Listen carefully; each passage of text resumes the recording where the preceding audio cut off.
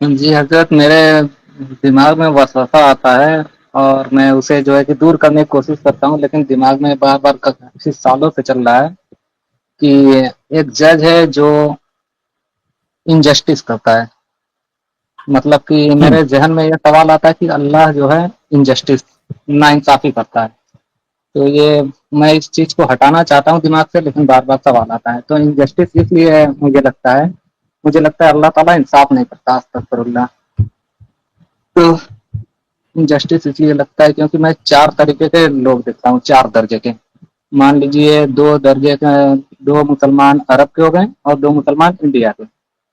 تو ایک عرب کے مان لیجیے مسلمان ہیں جو کہ بہت بڑے مسلم ہیں، مطلب شیخ ہیں.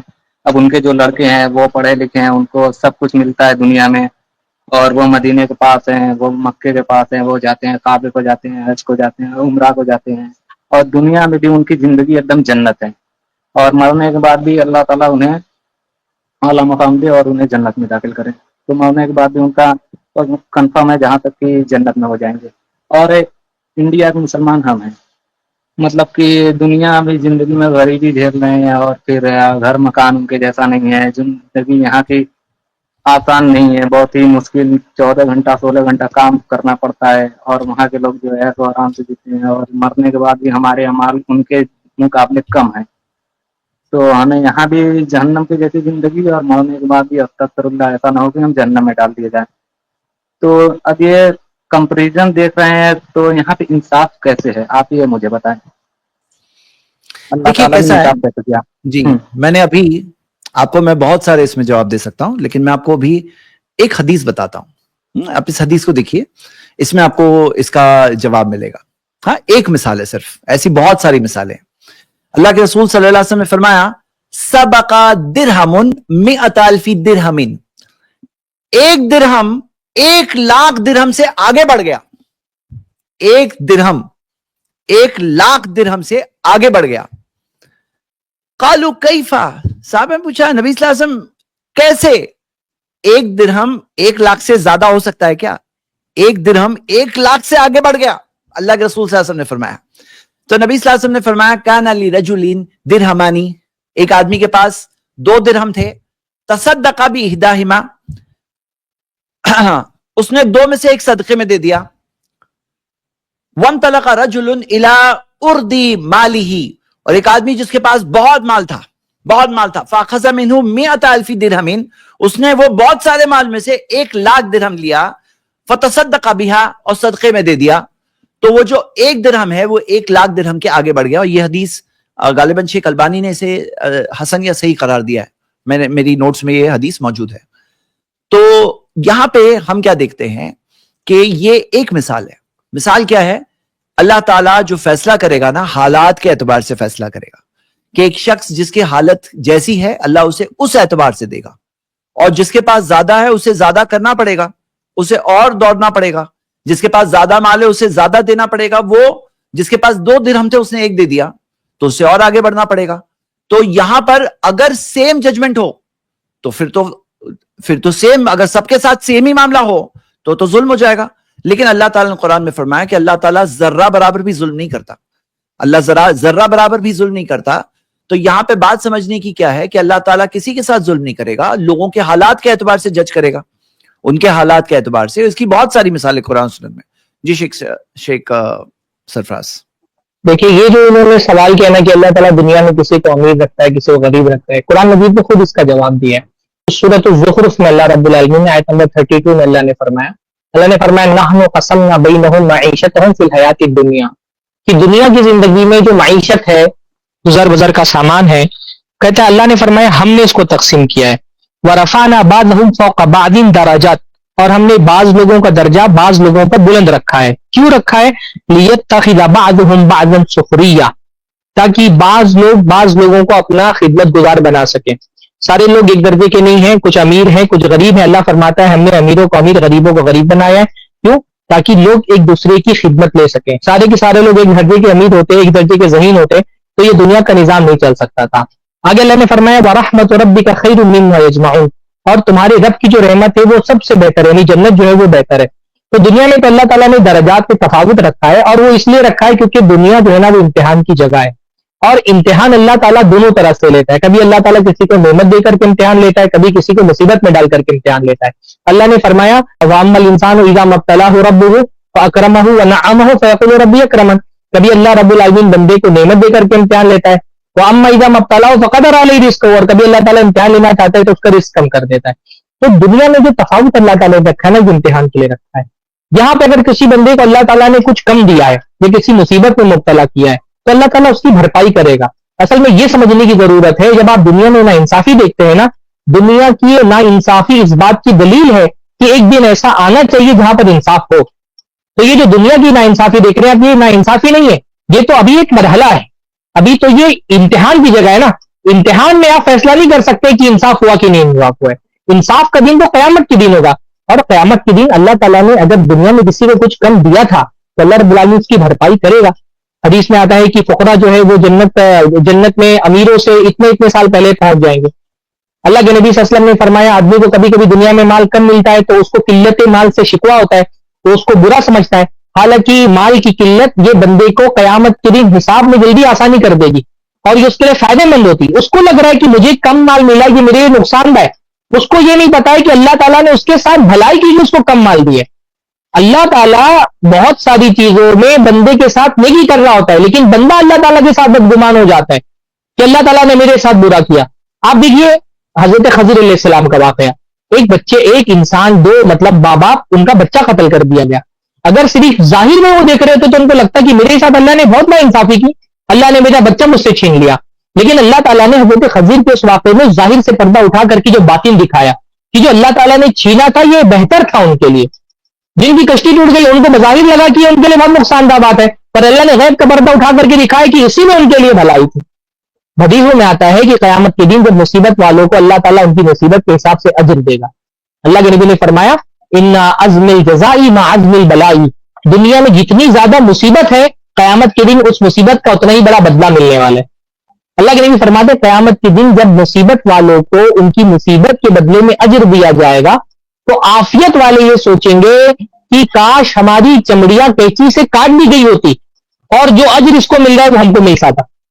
دنیا میں آپ جس کو مصیبت سمجھ رہے ہیں اور سمجھ رہے ہیں کہ آپ کے ساتھ ناانصافی ہوئی، وہ قیامت کے دن ایسی رحمت بنے گی، اس کے بدلے میں وہ اجر ملے گا کہ جو مصیبت کا شکار نہیں وہ سوچیں گے کاش ہم پر بھی یہ مصیبت آئی ہوتی اور آج ہم اس اجر کے مستحق ہو سکتے.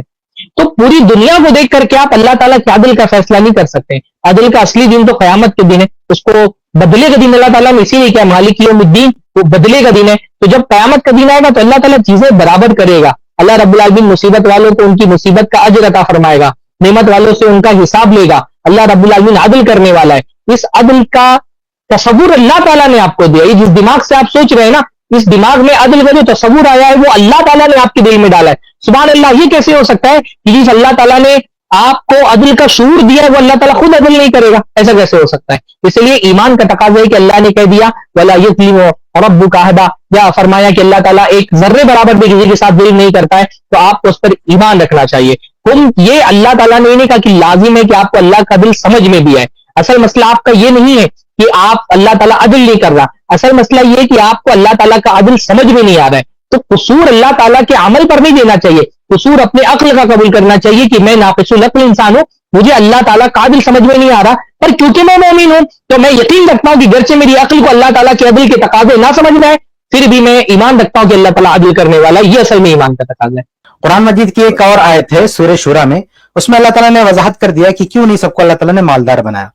دیکھیں سورہ شورى سورہ 42 آیت 27 میں دیکھیں اللہ فرماتا ہے وَلَوْ بَسَطَ اللَّهُ الرِّزْقَ لِعِبَادِهِ، اللہ تعالیٰ اگر اپنے بندوں کے لیے بالکل رزق ایسے سب کو دے دیتا، بالکل پھیلا دیتا، لَبَغَوْا فِي الْأَرْضِ، تو وہ زمین میں سرکشی کرتے.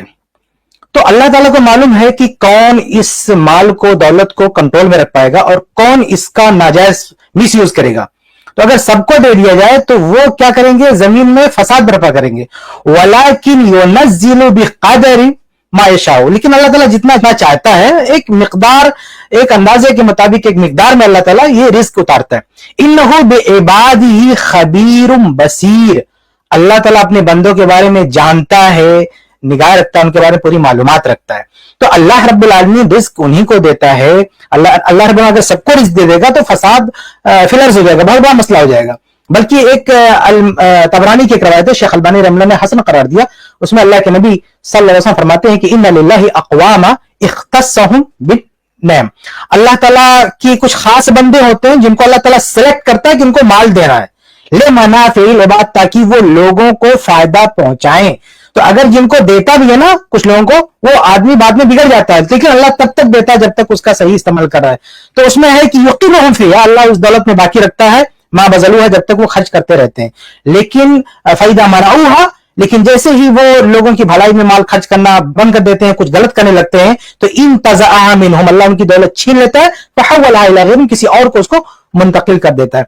तो अल्लाह रब्बुल आलमीन जानता है अच्छी तरह से कि अगर सबको दौलत दे दी जाए तो उसका अंजाम क्या होगा, वो किस तरह से उसका गलत इस्तेमाल करेंगे। तो अल्लाह ताला दौलत भी देता है देख के, अल्लाह जानता है, फ्यूचर के बारे में जानता है कि आदमी क्या करने वाला, ताकत भी अल्लाह ताला देखता है देख के। तो कुछ लोगों को अल्लाह कमजोर बनाता है, कुछ लोगों को अल्लाह गरीब बनाता है, उसके पीछे मसलियत होती है। अगर उनको माल दे दिया जाए, उनको ताकत दी जाए, तो पता नहीं क्या कितना बड़ा फसाद बर्पा करेंगे। तो अल्लाह रब्बुल आलमीन जानता है, इसकी एक मसलियत है, सारे इंसान एक जैसा नहीं है, उसी हिसाब से अल्लाह ताला अपने बंदों को रिस्क देता है। जिससे कि अल्लाह ताला ने बहुत वाज़ेह तौर पे कहा कि इन्नहु बिइबादिही खबीरुम बसीर, कि अल्लाह ताला अपने बंदों को से बाखबर है, उनको देखने वाला, उनके बारे में जानने वाला। जी, जज़ाकल्लाह खैर, माशाल्लाह। शेख शाबान, आप कुछ कह रहे थे? जी जी, मैं एक मिसाल से ये बात मैं क्लियर करना चाह रहा था इनके लिए कि मसला अल्लाह तबारक व तआला की अदालत का नहीं है, मसला हमारे इल्म फहम का है।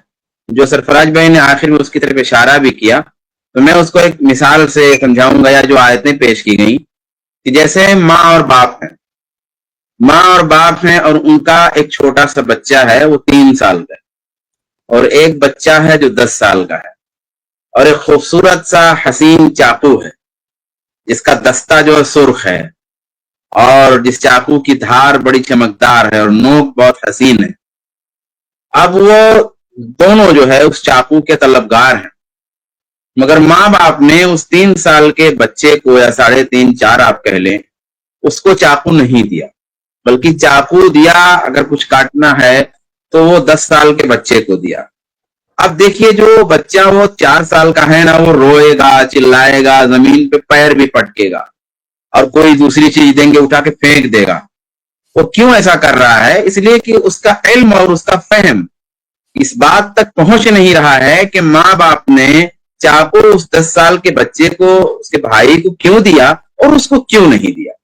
तो इसी तरह की वलिल्लाहिल मसलुल आला, और अल्लाह तबारक व तआला के लिए आला मिसाल है। तो इस तरीके से आप बात को समझें। दूसरी बात यह है कि आपने जो बातें भी पेश की हैं उनमें एक तसव्वुर उभरता है, और आमतौर पर यही कॉन्सेप्ट लोगों का होता है। वो क्या होता है कि लोग असल में रिज्क ना सिर्फ माल को समझते हैं। अच्छा, मैं ये जो बात कहने जा रहा हूं ये सिर्फ इस भाई के लिए नहीं है, बल्कि तमाम लोगों के लिए है जो अल्लाह की नेमतों की नाशुक्री में मुब्तला है।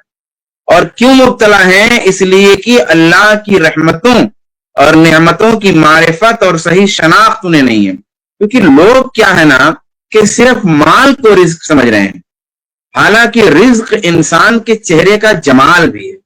एक इंसान बड़ा मालदार है मगर उसका चेहरा बड़ा बिगड़ा हुआ है। अब उससे पूछिए ना कि उस चेहरे का जमाल कितना कैसी अहम तरीन रोजी है उसके लिए, मगर उसको नसीब नहीं है। बदन की कुव्वत भी जो है इंसान के लिए रिस्क है। इंसान की जो सेहत है, उसकी तंदुरुस्ती, वो उसके लिए बहुत अजीम तरीन रिस्क है। मतलब उस मालदार से पूछिए ना, जो मालदार मतलब सामान सब 20 तरह के पकवान सामने रखे हुए हैं, खुशबू उठ रही है, मगर कहता वो जरा दाल जो है ना वो सादी सी, और जो चना है वो जरा दीजिएगा। तो बेचारे साहब वो फिश है और चिकन है और कौरमे हैं और तमाम तरह की चीजें, लेकिन साहब को खाना क्या है? चना खाना है। अब वो सेहत और तंदुरुस्ती को आप रिज्क अगर समझें और नियामत समझें, तो ये माल को खाली रिज्क ना समझें तो कुछ समझ में भी आए। औलाद को रिस्क आप नहीं समझते, इसलिए ये तसव्वुर होता है। सुकून जो आपको मिला हुआ है आप उसको रिस्क नहीं समझते हैं, इसलिए आपको ये प्रॉब्लम है। तो मेरे भाई, अल्लाह की नेमतों को पहचानो, उसकी सही मारिफत रखो, मुतमईन रहोगे, वरना मुस्तरिब रहोगे हमेशा। ये मुसलमान जो इतनी बदकिरदारी और बदअमली और बेअमली के बावजूद क्यों मुतमईन है यार?